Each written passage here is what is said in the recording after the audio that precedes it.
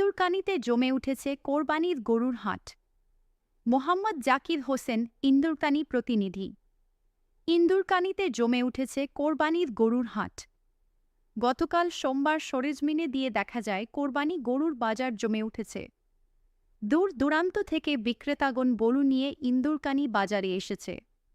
ক্রেতারা গরু পছন্দ করে যার যার মতো করে কিনছে। এক গরু বিক্রেতার কাছে গরুর দাম কম না বেশি জিজ্ঞাসা করলে বলে গরুর দাম অনেক কম। গরুর দাম কম হওয়ায় ক্রেতাদের ইচ্ছুক আনন্দে গরু ক্রয় করতে দেখা যায়। বাজার ঘুরে দেখা গেছে গত বছরের তুলনায় গরুর দাম একটু কম বলে মনে হয়। আজকে কোরবানির জন্য ইন্দুরকানী বাজারে প্রথম হাট, তাতেই গরু মাঠের কানায় কানায় পূর্ণ হয়ে গেছে। আগামী শুক্রবার শেষ হাট।